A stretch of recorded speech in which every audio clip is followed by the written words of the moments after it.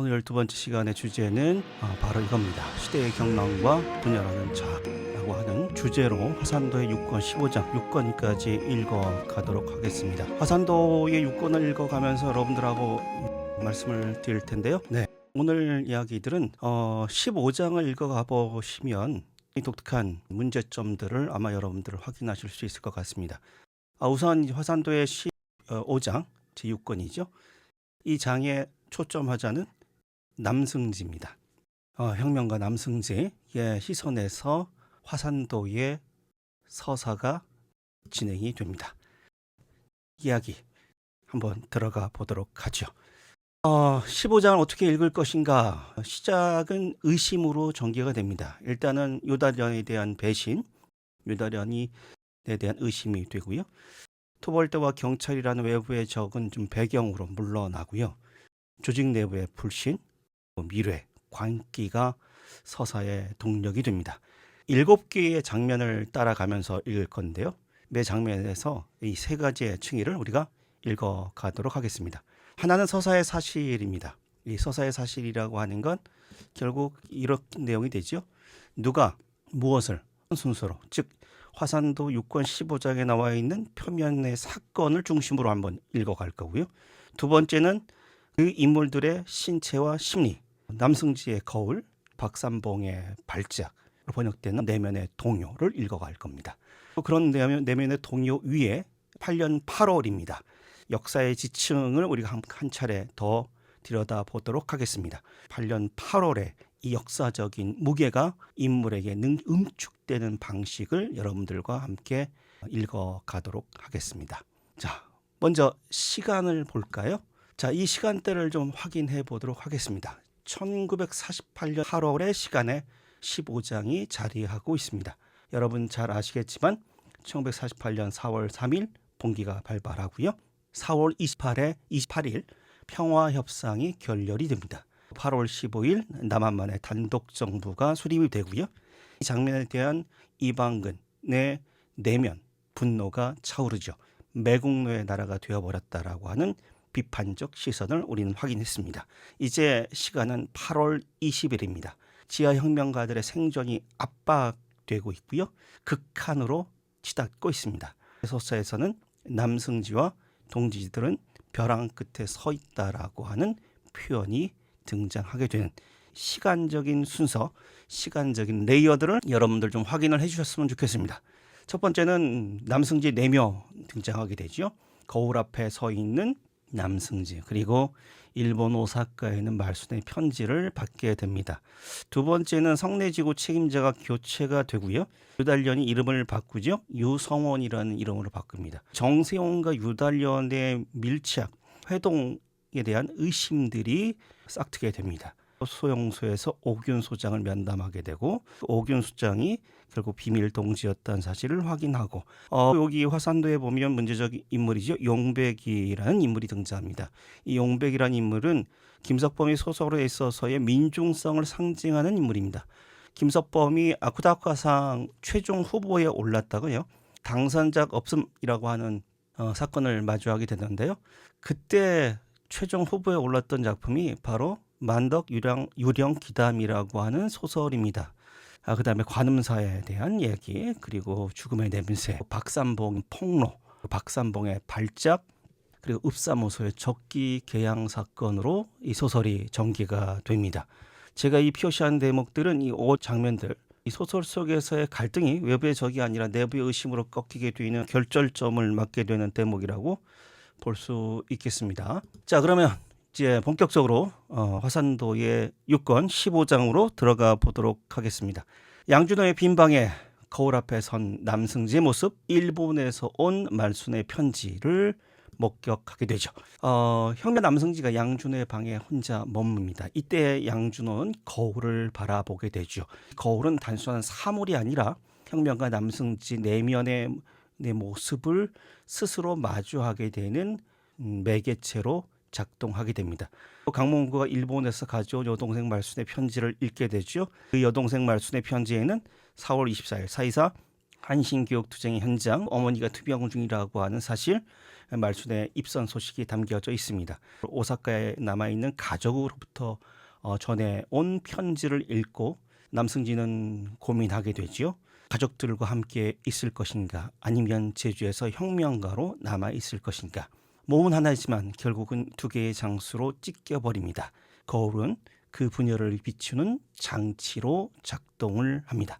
소설 속의 대목에 이런 대목들이 있습니다. 지금 거울 속은 남승지의 자유로운 공간이었고 벽이랑 세간 너머로 만화광에 비추듯 이 다양한 것들이 보였다 라고 하는 대목들이 있죠. 이 거울 대목들은 스스로를 감시당하는 장치이기도 하지만 분열의 장치죠. 거울에 비친 사면은 성내 20여 명의 세포 조직의 환영처럼 보입니다. 혼자 있어도 결코 혼자가 아니라는 것이고요. 연결이 될 경우에 곧 노출이 될 수 있다라고 하는 위험을 느끼게 되죠.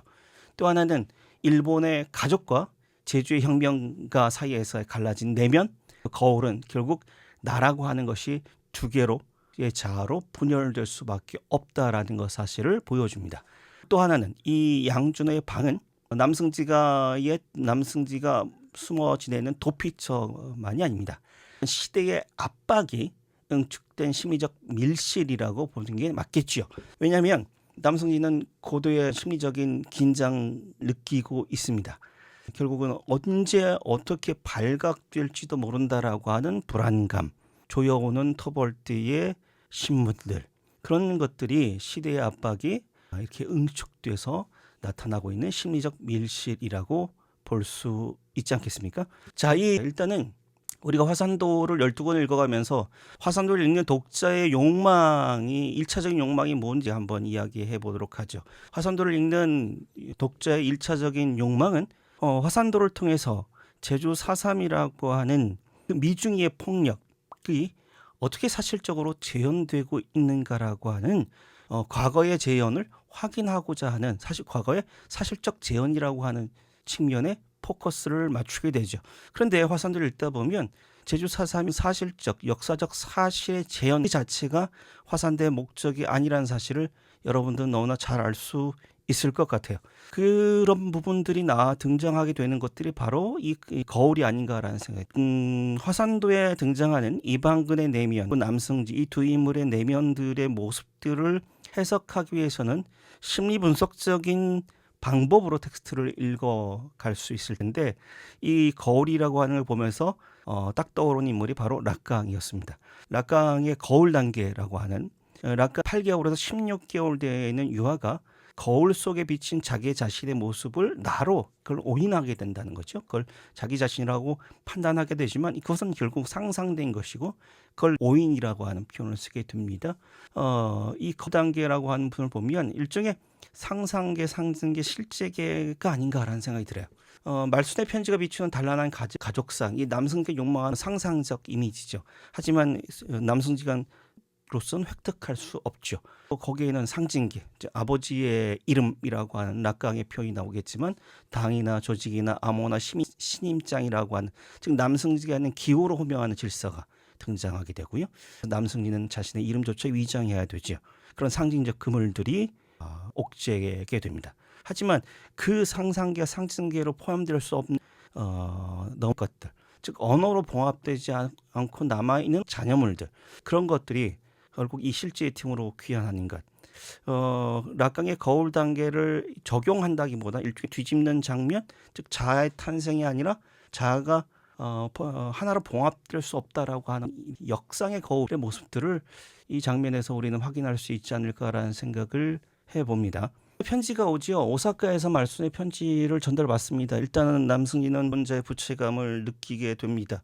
말순의 소망은 어머니와 함께 살고 싶다는 간절함이 있죠. 죽고 나서는 함께하고 싶다는 혈육의 목소리가 편지를 통해서 들려오죠. 하지만 승지는 절망합니다. 왜냐하면 제주도는 전쟁터예요. 가족을 부를 수도 없고요. 자신이 돌아갈 수도 없습니다. 그리고 이 이념과 혈연 사이에서 충돌하죠. 조국 해방과 혁명을 위해서 육친을 일본에 두고 온 남승지는 견딜 수 없는 죄의식을 느끼게 되죠. 왜 화산도의 유권에 이 남승지가 말순으로부터 편지를 받게 되느냐, 이 편지의 서사적 기능이 무엇이냐, 라고 하는 점들, 일본에서 벌어지고 있는 사회사 한신교육 대투쟁에 대한 이야기들, 그 서사가 이 화산도의 서사로 들어오게 되는 계기가 되죠. 하지만 그 편지는 단순한 그런 정보를 전달하는 것이 아닙니다. 말순이가 그림을 입선했다, 어머니가 투병하고 있다라고 하는 것들은 일단 사적인 일화가 아니죠. 일본에서는 삶이 계속해서 흘러갑니다. 하지만 제주도에서는 정지된, 일종의 시간이 정지된 채 죽음으로 수렴하는 삶을 살 수밖에 없는 혁명가 남승지죠. 그 두 사람의 존재가 이 한 통의 편지 위에서 충돌합니다.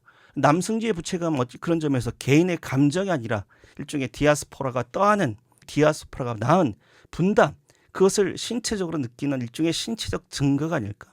결국은 이 편지는 단순하게 제일이라고 하는 위치에서 벌어졌던 여러 가지 역사적 사건을 전달하기 위한 정보적 차원에서 삽입된 게 아니라는 거죠. 일종의 시간의 증거로서 결국 말씀의 편지가 화산도의 서사 속에 등장하고 있다 볼 수 있지 않을까. 그렇게 본다고 한다면 화산도라고 하는 이 12권의 소설의 짜임새가 촘촘하게 구성되어 있는 사실들을 여러분들 보실 수 있지 않을까라는 생각이 듭니다. 이제 유다른에서 유성원으로, 그리고 박삼봉의 꿈이 나오고, 그러니까 성내지구 책임자를 교체하는 장면들을 보도록 하겠습니다. 일단 유다련 표면은 정상적인 교체처럼 보이지만 결국은 불만이죠.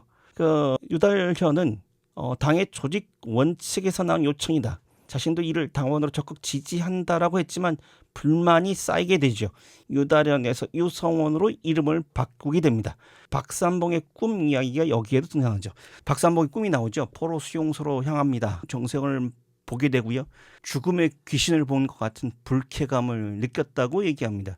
하지만 이 박삼봉의 이 꿈이라고 하는 정세영, 실제적으로 정세영이 4.28 평화협정의 막후 조정자 역할을 하면서 그것을 결렬을 이끌었던 인물이라고 하는 서사는 그 한참 이후에 사실로 확인되지요. 하지만 박삼봉의 이 꿈 이야기를 통해서 결국은 박삼봉의 몸이 이미 그것을 예감하게 되는 계기로 작용을 합니다. 박삼봉이 남승지에게 이렇게 고백을 하죠. 그자는 묘한 눈치로 나를 바라보고 있었는데 죽음의 귀신을 보는 듯한 느낌이 들어서 불쾌했다. 이렇게 표현을 합니다. 이 불쾌감이 도대체 뭘까요? 결국 박삼봉은 정세용이라고 하는 사람이 전체적인 사삼의 국면에서 역할을 하는 토벌대에 합류했던 경찰로서 정세용이 중요한 역사적인 사건의 배우자라고 하는 것들 지금 현재로선 알 수 없는 단계입니다. 하지만 그럼에도 불구하고 그의 몸은 그걸 신체적으로 감각하고 있다, 예감하고 있다라는 사실들을 확인할 수 있는 대목입니다. 자, 이제 그러면서 결국은 불씨가 생기게 되죠. 일단 유달련이 불만이 있습니다. 너무 과도한 경계심 아니냐. 우리 정세영에 대한 경고, 권력의 누수, 박삼봉이 느끼는 공포는 정세영을 향한 불길한 예감이고요. 그것이 결국은 의혹의 씨앗이 되게 되는 거죠. 사실 이전에 일종의 분위기가 서서적 사실이 등장하기 전에 그 사실 이전 분위기가 조성되거나 꿈이나 신체적 감각으로 그것이 등장하게 되는 대목들이 종종 나타나고 합니다. 이 사실 이전의 분위기가 등장한다라고 하는 건 글쎄요, 4.3의 공포가 일종의 증거로서 죽음의 증거가 아니라 예감으로 전염되고 있는 공포의 전염이라고 하는 것들을 이야기하고 있지 않을까라는 생각을 좀 해봤습니다. 자, 다음 보겠습니다. 다음 장면을 보다 보면 포로 수용소에서 오규현 소장을 면담하죠. 소장, 그리고 과정 속에서 무고한 용백의 모습이 등장하게 됩니다.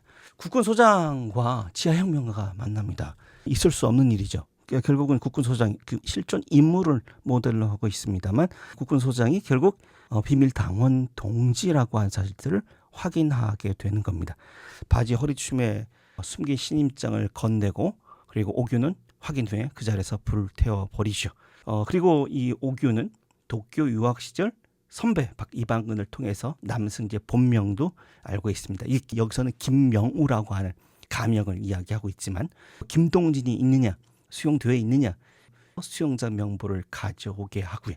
오규훈 소장이 이렇게 이야기하죠. 함께 싸우자. 그 말에 남승지는 눈시울이 뜨거워집니다. 이 혁명가로서 동지를 만난 벅찬 감동이 장면에서 여러분들 확인할 수 있겠습니다. 그런데 이미 이걸 낙관적인 혁명에 대한 예감이라고 보기가 어렵죠. 일종의 치열한 긴장감이 느껴지게 되는 대목이 아닐까 합니다. 신임장을 불태우지요. 왜냐하면 남승지 이 두 사람이 연대의 증거죠. 유일한 증거를 즉시 소각해야만 합니다. 신뢰라고 하는 것을 흔적을 남기는 순간 죽음이 되죠. 통쾌함 그리고 공포 이것이 신임장을 불태우는 행위 뒤에 동작 안에 함께 있다라고 하는 겁니다. 그리고 용백이라는 희생양을 좀 보게 될까요? 용백이라는 인물은 김석범 소설에 있어서의 민중성의 전형적인 인물이죠. 반편이 이름조차 없는 개똥이 공비 출몰지역 주민이라고 하는 이유로 체포된 불순분자죠. 이게 세상의 시선이죠. 하지만 진실은 다르죠. 관음사에서 밥을 짓는 순수한 공양주죠. 죽음의 위협 앞에서도 고맙습니다. 고맙습니다. 나마미타불 연부를 외칩니다. 끊임없이 타인을 배려하죠. 바보 같아요. 주지를 대신해서 희생양이 되고 있는 거죠. 이념적 폭력, 종교의 타락, 이중의 칼날이 용백이라는 무고한 신체에 꽂히고 있는 장면들 확인할 수 있습니다. 이 용백의 등장이 나중에 관음사에서의 토벌대의 습격 장면과 연관을 시켜서 이해할 수 있지 않을까라는 생각이 듭니다. 자, 이제 관음사라는 장소가 있습니다. 이제 관음사, 이 화산도에 장수송할 때 관음사, 화산도 기행을 할 때 관음사는 반드시 꼭 포함되는 장소죠. 성스러운 장소입니다. 이제 안복려관이라고 하는 스님이 창건했죠. 이 관음사라는 성소가 사실상 도살장이 되고 있죠. 관음사라는 공간에 보면 일단 죽어가는 노인들을 사찰의 간이층에 방치하는 대목들이 등장하죠. 효라고 하는 것을 지구의 덕으로 삼고 있었던 봉건적 가치가 무너지는 공간이죠. 효의 윤리와 현실의 간극 있는 표층의 고발이 있다면 심층의 구조는 누가 죽도록 방치되고 누가 보호되는가. 죽게 내버려 둠이라고 하는 정치가 작동하는 축소판. 왜 하필이면 왜 이 노파 얘기들이 나왔을까?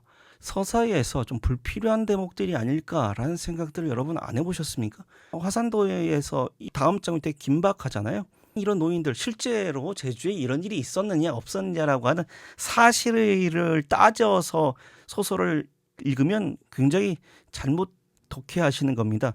이 장면이 나오는 이유가 뭐냐? 이 장면이 갖고 있는 상징성이 무엇이냐라는 것에 초점을 맞춰야 될 것 같아요. 결국은 봉건적 가치가 전복되는 공간이죠. 그리고 그 괴리감을 느끼게 되는 것이죠. 그러면 거기 있는 노인들의 죽음이라는 것, 누가 그들을 방치하고 있고 누가 그들을 보호하는가. 즉 권력은 본질이 뭐냐면 죽고 살고 죽음을 배분하는 것이 권력의 본질입니다. 권력은 누군가를 죽게 만들고 누군가를 살게 만드는 힘이죠.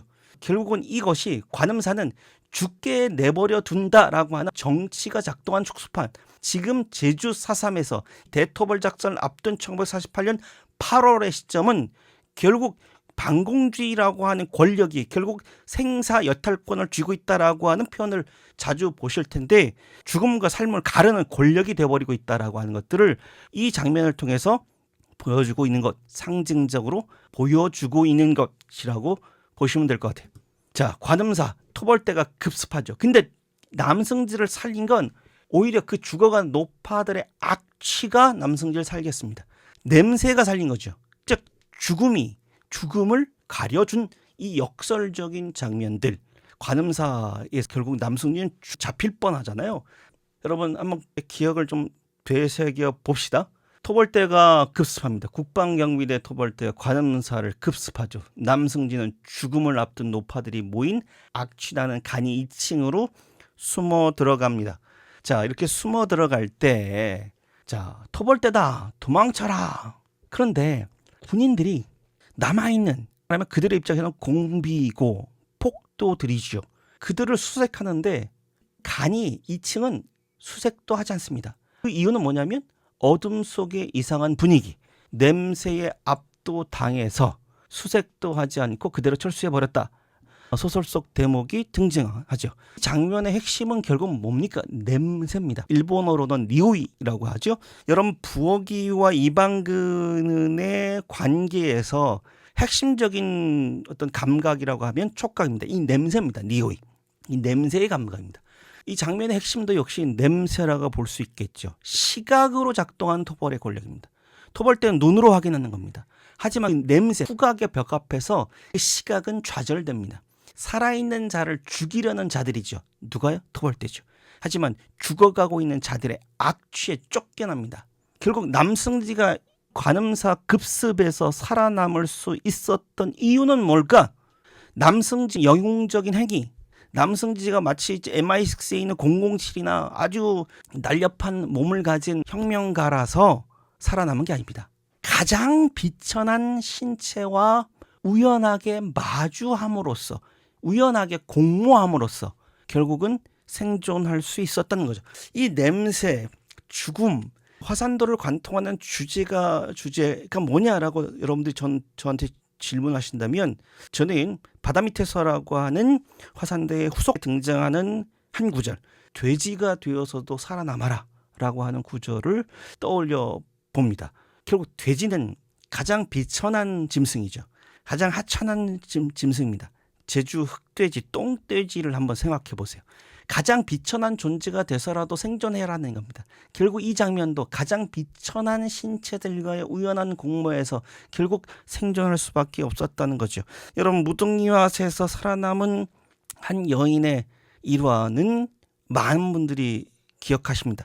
무등리화 가보시면 잃어버린 마을 표지석에도 쓰여 있습니다. 토벌대들이 왔을 때 어디로 숨어버려요? 돼지우리 위에 숨어서 살아남은 여인. 가장 더러운 곳에 숨어서 결국은 목숨을 부지하죠. 4.3의 생존 서사가 결국 반영웅적 진실에서 등장한다라고 한 사실을 김석범은 이 화산도의 장면마다 반복해서 이야기하고 있는 것이다. 시각이 아니라 냄새입니다. 권력의 시각, 권력을 가진 자들의 수색이 그 냄새에 의해서 가장 비천한 자가 풍기는 그 냄새 때문에 시각의 대립, 이 부분 굉장히 흥미롭지 않습니까? 대목 하나하나 따져서 읽어보면 재밌게 여러분들 화산도를 또 읽을 수 있겠습니다. 일단은 이 화산도 6권 15장에 나와 있는 인물의 관계도를 좀 봐볼까 합니다. 자, 8년 제주죠. 일단 남승지 존재입니까? 고뇌하는 이상주의자입니다.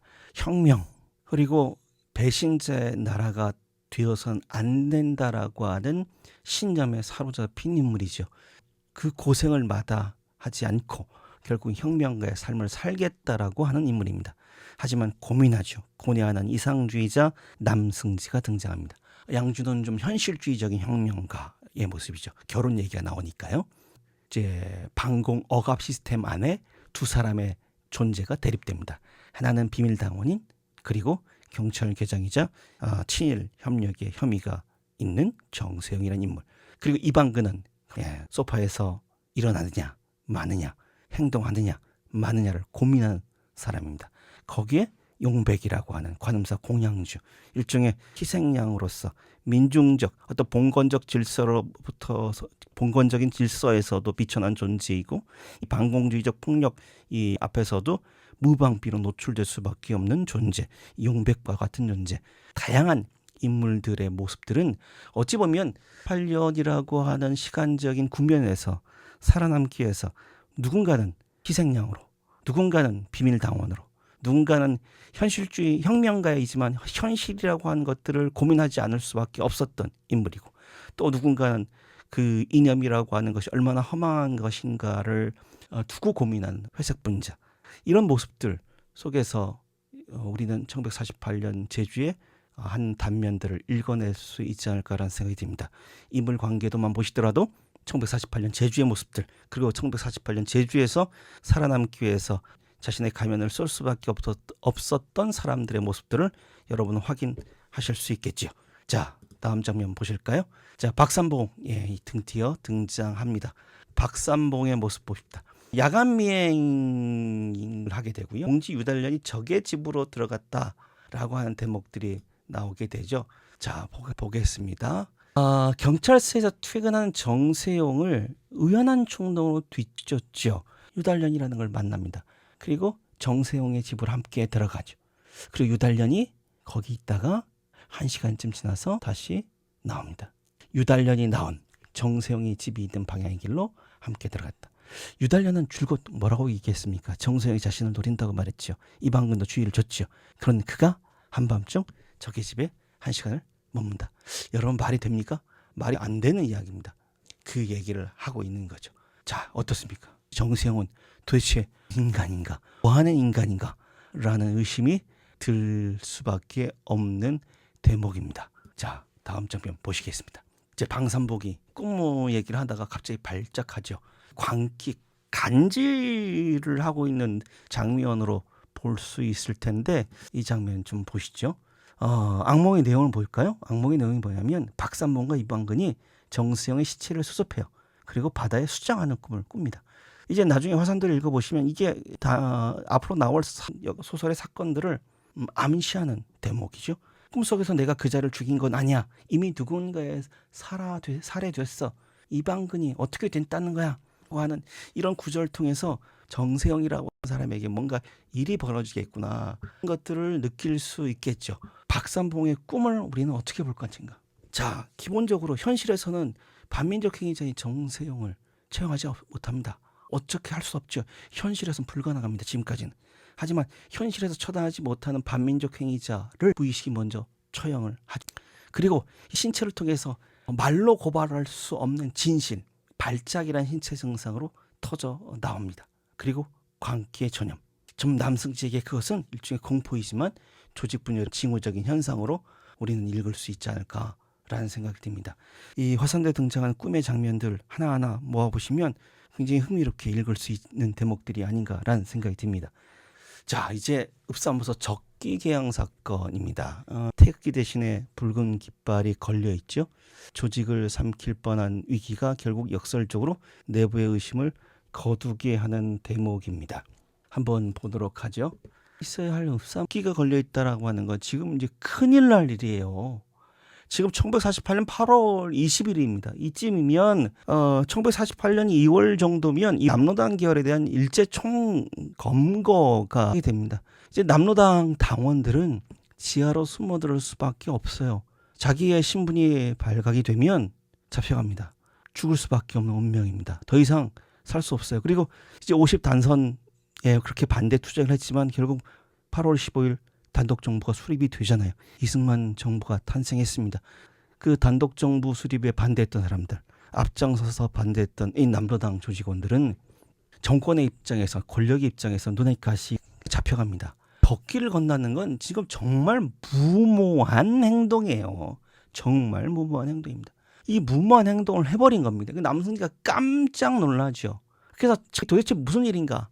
남승지가 적기에 걸렸다는 얘기는 결국 우리가 성내를 접수한 거냐? 근데 그게 아니란 말이에요.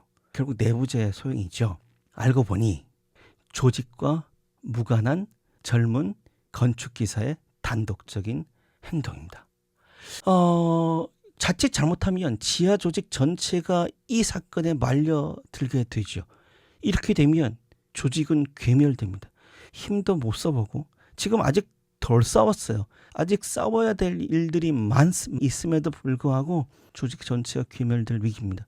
근데 오히려 이 국기개항대에 걸려있는 적기 사건을 두고 남승지가 유달현에게 품은 의혹이 풀린다는 겁니다. 일종의 반전이죠.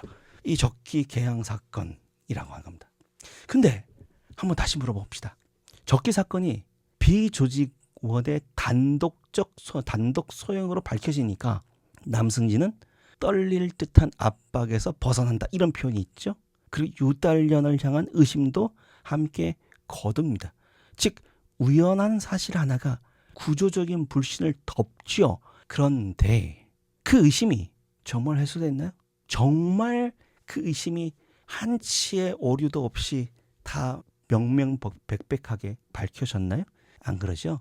근데 그럼에도 불구하고 여전히 밝혀지지 않는 사건이 있습니다. 장면이. 그럼 바로 유달년이 정세영의 집에 머문 이건 설명되지 않습니다. 즉 유달년과 정세영의 미래는 결국은 별개의 사안. 이 남승지의 안도는 실례를 확인했기 때문입니다. 견딜 수 없어요. 그러니까 의심을 끊임없이 하고 있죠. 지금 박산봉이 꿈에서도 얘기했고 유달년을 끊임없이 의심합니다. 하지만 그것을 잠시 봉인하는 일종의 심리적 방어일 뿐입니다. 불신은 사라진 게 아니라 지연됐을 뿐인 거죠. 결국은 유달에 대한 의심은 계속 다음 서사에서 차곡차곡 축적이 되고 맙니다. 자, 한번 볼까요? 15장의 세 사람을 한번 들여다봅시다. 남승지라는 인물이 있습니다. 유달연이라는 인물이 있습니다. 박산봉이라는 인물이 있습니다. 이 화산도 15장은 초점화자인 남승지의 시선에서 서사가 전개됩니다. 화산도를 읽어보시면 이방근의 입장에서 서사가 진행되는 것이 있고요. 남승지 입장에서 서사가 진행됩니다. 이걸 초점하자라고 얘기할 수 있겠죠. 이방근의 입장에서 서사가 진행될 때 지금까지 읽었던 것들 여러분 상기해 보시면 어떻습니까? 일단 해방이라고 하는 것이 과연 우리에게 무엇인가라고 하는 해방의 시간에 대한 사유.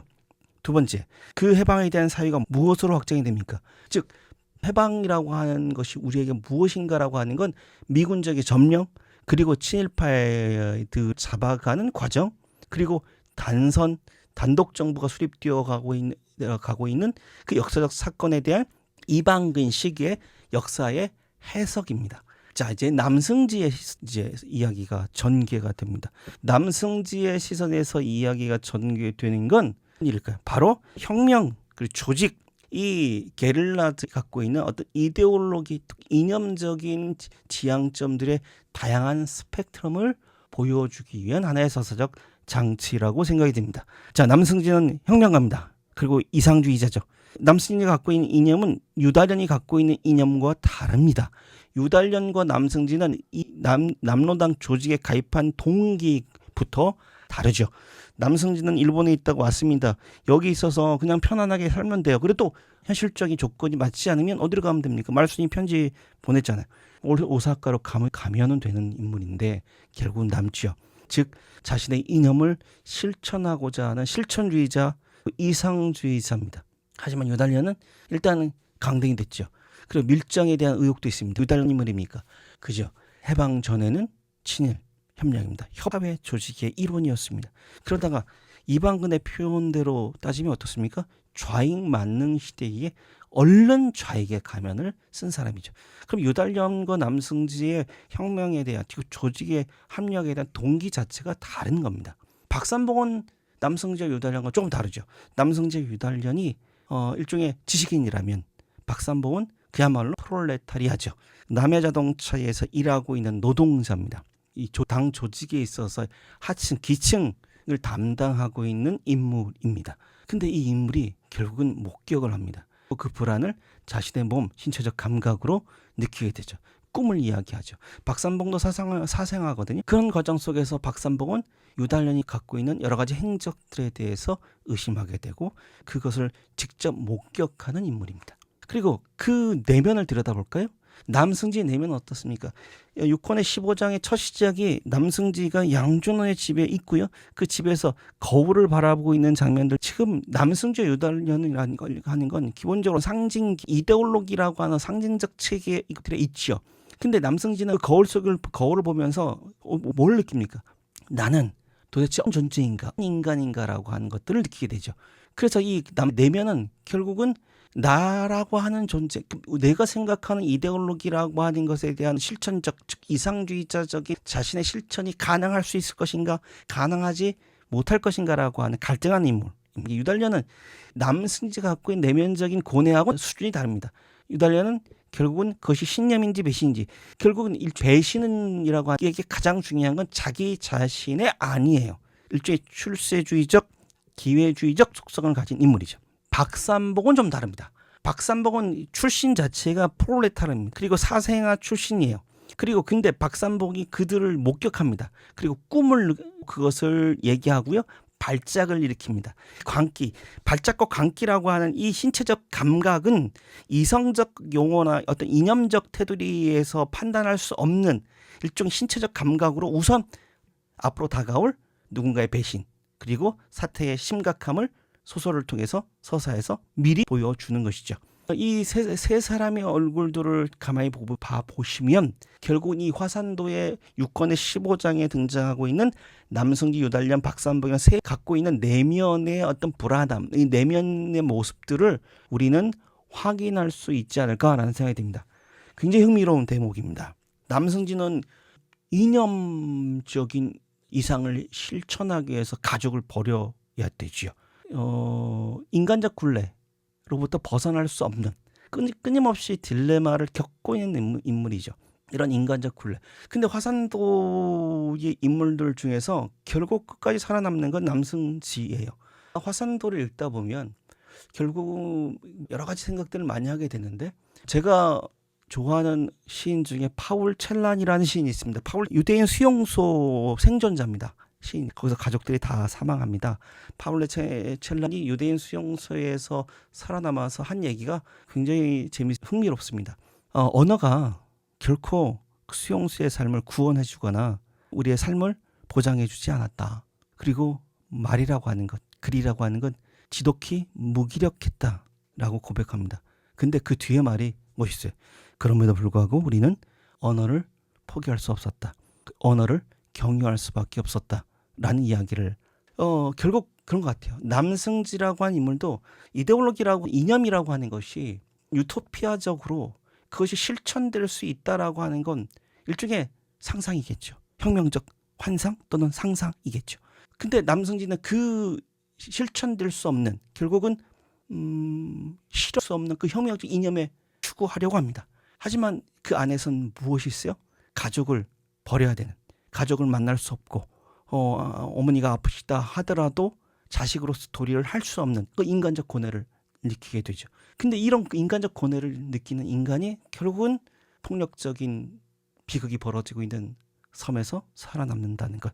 화산도를 읽다 보면 김석범이라고 하는 이 문학자가 인물에게 자신의 심정적인 어떤 동질감을 갖고 있는지라는 생각들을 보게 됩니다.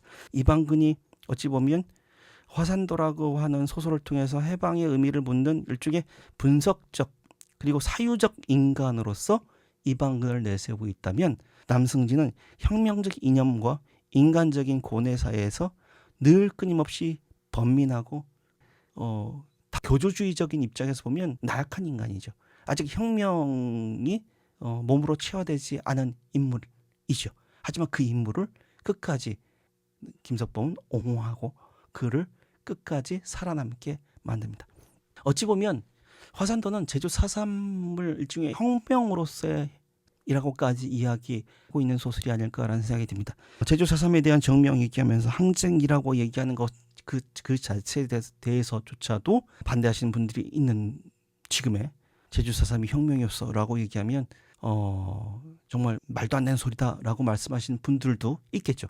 하지만 김석범은 화산도를 위해서 제주 4.3을 일종의 혁명적이라고 하는 일종의 혁명성 행위로 봅니다. 이때 혁명은 여러분 오해하지 마십시오. 사회주의 혁명이 아닙니다. 그럼 인간혁명이라는 관점에서 화산도에서 제주 4.3을 이야기하고 있는 것이 아닌가라는 생각이 듭니다. 인간혁명이라는 그런 관점에서, 그렇지만 인간혁명이라는 게 쉽겠습니까?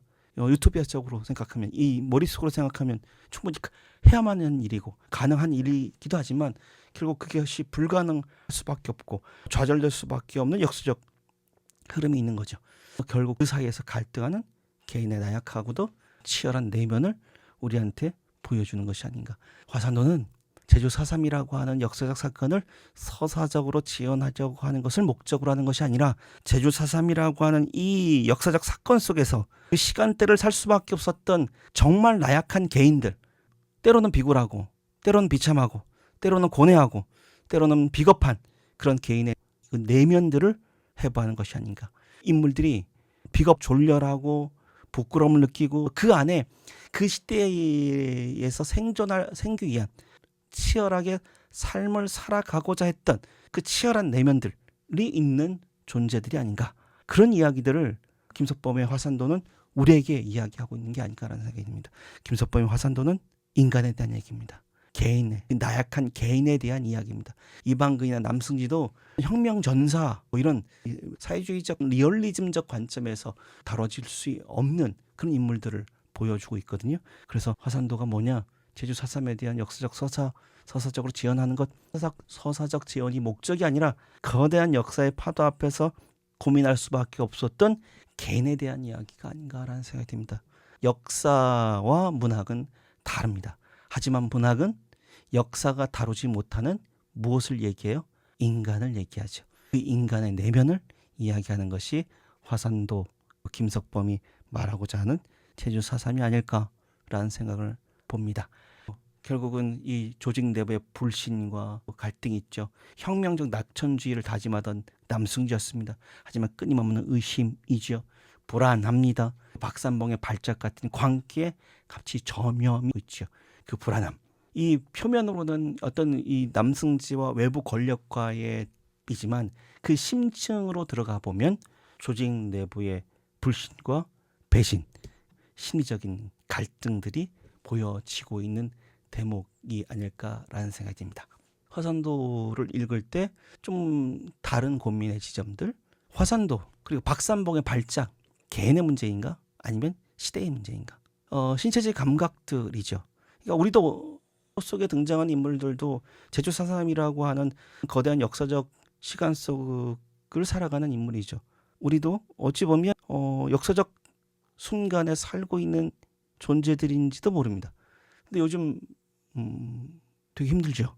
누군가는 신자유주의의 황후 보고 있다라는 말씀을 하시고 기성은 무너졌으나 기성의 가치는 무너졌으나 아직 새로운 것은 도래하지 않은 그 혼돈과 혼란의 상황을 우리는 목격하고 있는 것이 아닐까라는 생각이 듭니다. 그러면 누군가 어떤 이 신체적인 감각들 그런 것들이 결국 우리 시대의 모습을 보여주는 건 아닐까 여러 가지 고민들을 하게 됩니다. 화산도를 읽는다는 건 단순하게 제주 4.3 어떻게 발발됐어?